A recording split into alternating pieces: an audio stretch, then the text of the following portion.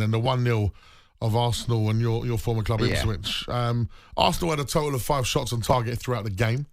No side has kept more clean sheets or conceded fewer goals than Arsenal this season. Kai Havertz has scored in 6 of his last 7 Premier League appearances against newly promoted opposition. Saka being out for Arsenal, for me, I said it yesterday on the show, it's going to be a huge blow for them. For me, look, I know we are predominantly Tottenham in here, of course. No, we are Tottenham. It's not predominant. Yeah, we are. Exactly. But for me, I think Saka missing for so long, if they don't go out and find a replacement, I think that's the end of their title challenge. I don't think you can replace Saka. You can't, I agree, but you've got to have someone. I don't think Martinelli does the job that Saka does on the right-hand side. At all.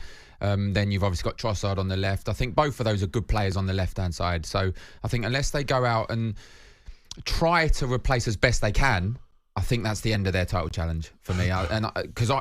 That's more because I rate Saka that highly. I think he's there. Who's out there?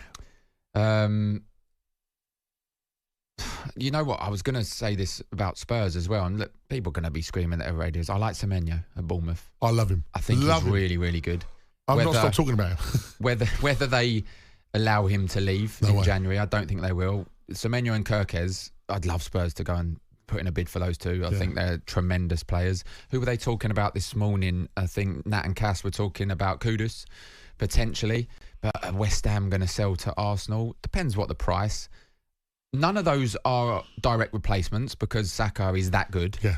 But they need something, Arsenal, to try to claw back some of those points that they've lost out on to Liverpool. But look, at the moment, Liverpool look an unstoppable force. Well, I was working it out yesterday, me and Rory did, and it was like where Liverpool are position-wise. If you say 90 points is going to win you the league this year, and that's a fair amount of points. Yeah. I think Liverpool only need to get something like 48. Right? And Arsenal need to get 63. Yes. And it's probably less now, so 60. 64. Okay, yeah. And what it means is Liverpool can drop... Hang on, 54. Yeah, sorry about my maths. Liverpool can drop 15 points or whatever, 12 points. Yeah. Arsenal can only drop 6. Yeah, I mean, I heard that stat at the time and Rory said it as well, and I agree. When you put it in the context like that, and the way Liverpool are playing, and the way Mohamed Salah is playing... They look unstoppable at the moment. Yeah. And for me, I don't think anyone's going to catch them. Look, I know... Well, let's just give Liverpool now the benefit of the doubt and give them the win on their game in hand, right? Yeah. So that leaves them... How many points behind? 9 points. 9 points behind. So that means you then need them to lose 3 games, drop 9 points, and you not drop any. And look, I heard, again, on your show, Harry Symeou was on, and he said that Arsenal went back end of last season, won 16 of their 18 games. So you know an Arsenal team can go on those kind of runs. I just don't see it happening. And I think last night showed how much they miss Saka. And look, Ipswich tried to have a game plan in terms of soak up the pressure, which I didn't want to see that happening. I wanted them to go out and attack. And it could have been different as well. Second half, if Sammy Smodics had rolled that in with his left foot, which, look, it sounds easier than it is, but Raya had obviously mishit the pass and he could have rolled it in. It could have been 1-1.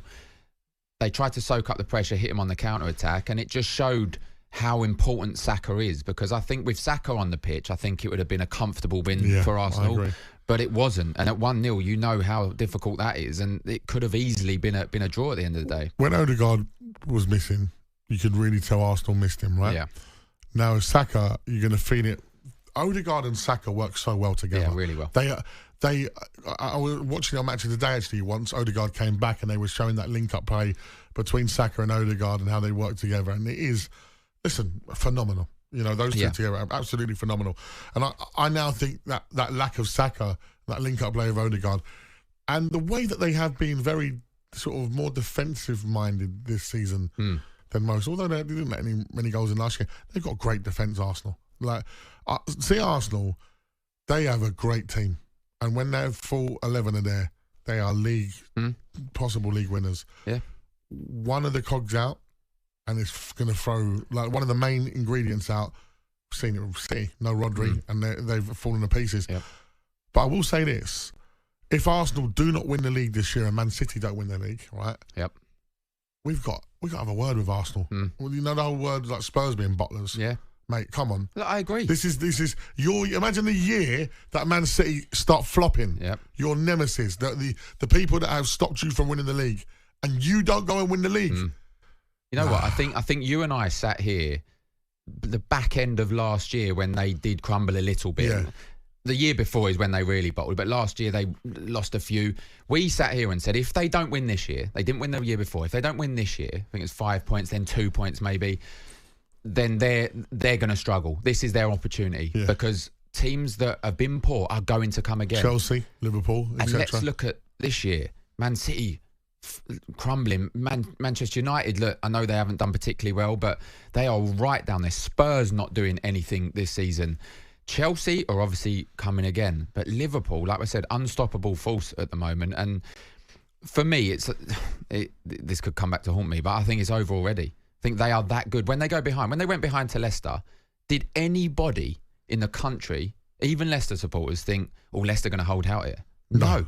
That you knew Liverpool going to come. And I was listening to Nat and Cass this morning again, and Mark Lawrenson was on, and I agreed with him. They could win their games 4, 5, 6-0 each time. They have that many opportunities, that many chances. Cody Gakpo's come good again this year. Gravenberch's been tremendous.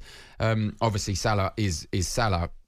What he is doing in the Premier League, what he's doing, for me, he is getting close to the all-time best player in the Premier League. Wow. He's getting close. Thierry Henry is still it for me.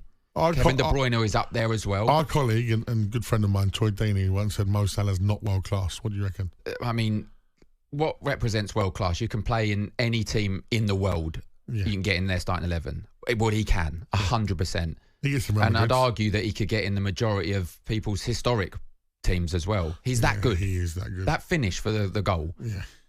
No one on that pitch could do that. Special player. When I look back, there's only certain players. Thierry Henry could have done that. And that's why he is number one for me. But Salah is getting so close to it. I would love to hear from Arsenal fans because that's their club, yeah? And especially with us being Spurs fans, they might think we're being biased against them. Well, I'm not, because I'll wax lyrical about Arsenal if I need to, and they've been superb last few years. But if they don't win the league this year, if Arsenal do not win the Premier League this year, it's a disaster. And I don't want to hear about the injuries to Odegaard and Saka. We don't want to hear about progression as well. No. You've progressed. Because otherwise, apart from, of course, in fairness, he won an FA Cup in his first season, and I'll give Arteta that. What have you done different to Poch with Spurs? What's the difference? A couple of community shields. Yeah, well, they still got more silverware. 03717 223344. Arsenal fans, come on, talk to us. I want to hear from you and what you expect from this season. Because when I spoke to Harry yesterday, who's fantastic, by the way, make sure you check out the Chronicles of a Gooner podcast if you're an Arsenal fan. I felt he was letting him get away with it a bit too much for me.